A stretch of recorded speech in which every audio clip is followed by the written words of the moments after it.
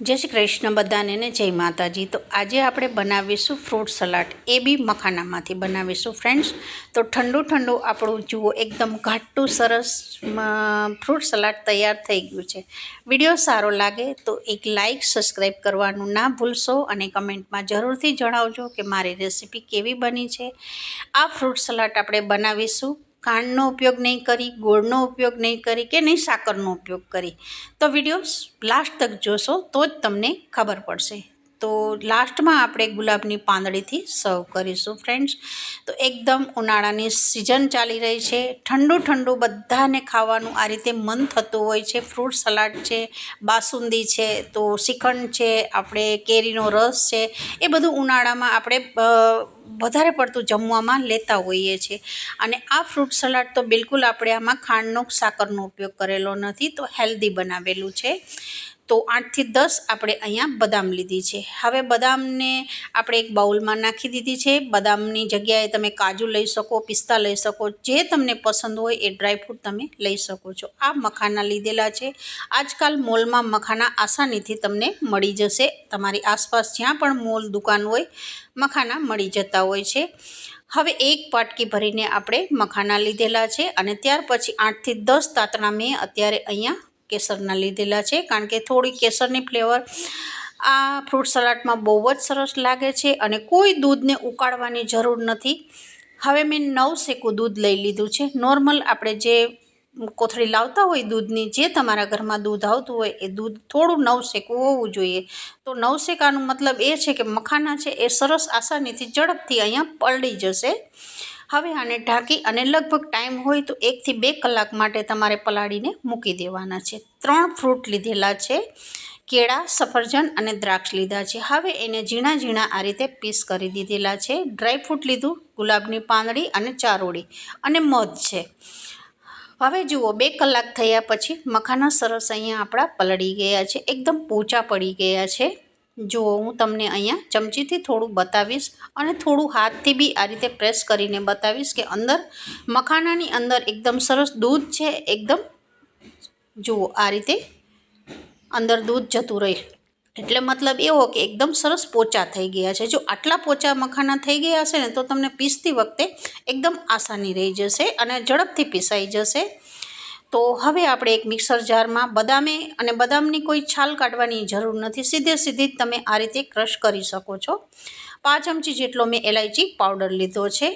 અહીંયા તમને એલાયચી પસંદ હોય પાવડર તો ઉમેરી શકો, નતર ફક્ત ખાલી કેસરથી ઉપયોગ કરી શકો છો। હવે અત્યારે આ મધ લીધેલું છે આપણે। મધ અહીંયા હું 1 ચમચીનો ઉપયોગ કરીશ, કારણ કે મારા ફ્રૂટ બહુ જ પાકેલા અને એકદમ ગળ્યા છે। કેળા બી બહુ પાકેલા હતા તો 2 કેળા ઉમેરેલા છે, 1 સફરજન ઉમેરેલું છે। સફરજન બી બહુ જ પાકેલું અને ગળ્યું હતું, એટલે અહીંયા મેં 1 ચમચી મધનો ઉપયોગ કરેલો છે। હવે થોડું મિક્સ કરી દઈશું મધ નાખ્યા પછી, અને પછી આપણે એનું ઢાંકણું ઢાંકી અને સારું એવું ક્રશ કરી દઈશું। તો જરૂરથી આ રેસીપીને ટ્રાય કરજો। જે લોકો વજન ઘટાડવા માંગે છે, બહુ વધારે પડતું ખાંડવાળું નથી ખાતા, એના માટે આ રેસીપી બેસ્ટ છે। તો જુઓ સરસ અહીંયા આપણું ક્રશ થઈ ગયું છે। કોઈ આપણે આ ફ્રૂટ સલાડમાં કસ્ટર્ડ નાખવાની જરૂર નથી, દૂધને વધારે વાર ઉકાળવાની જરૂર નથી, એકદમ સિમ્પલ રેસીપી છે। તમે ચાહો તો 10 મિનિટમાં બી આ રેસીપી તૈયાર થઈ જતી હોય છે। હવે આપણે એક બાઉલમાં જેટલા ફ્રૂટ છે એક કટ કરીને રાખ્યા છે એ ઉમેરી દેવાના છે।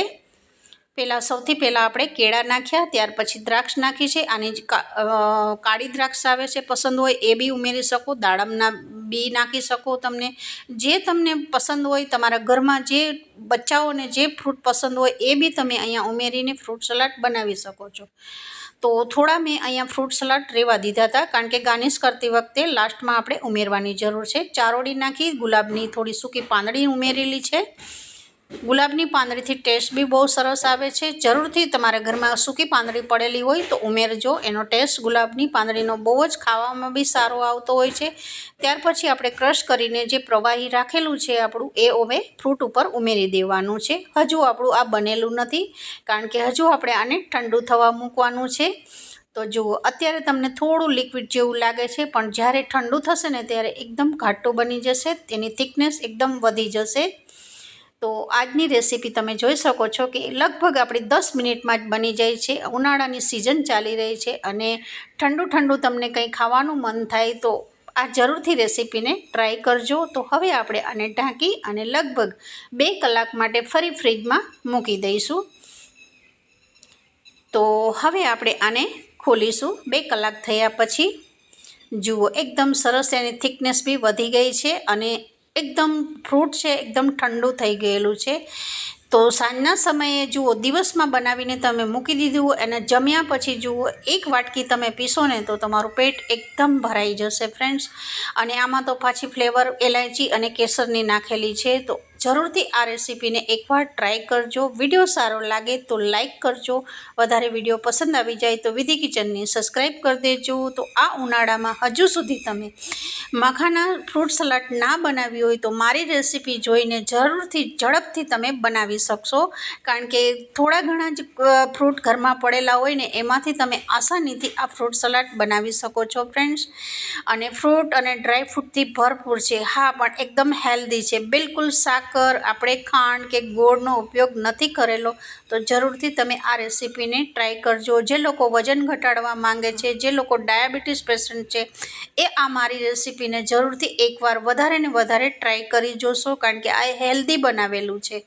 આજકાલ આપણે બધા ખાંડ અને સુગર મતલબ કે અહીંયા કોઈ પણ ગળી વસ્તુ ખાવાથી દૂર ભાગતા હોઈએ છીએ. તો હવે તમે આ રીતે મધથી બનાવશો તો 1 વાટકીની જગ્યાએ તમે 3 વાટકી આ જે મખાના ફ્રૂટ સલાડ પી શકો છો ફ્રેન્ડ્સ.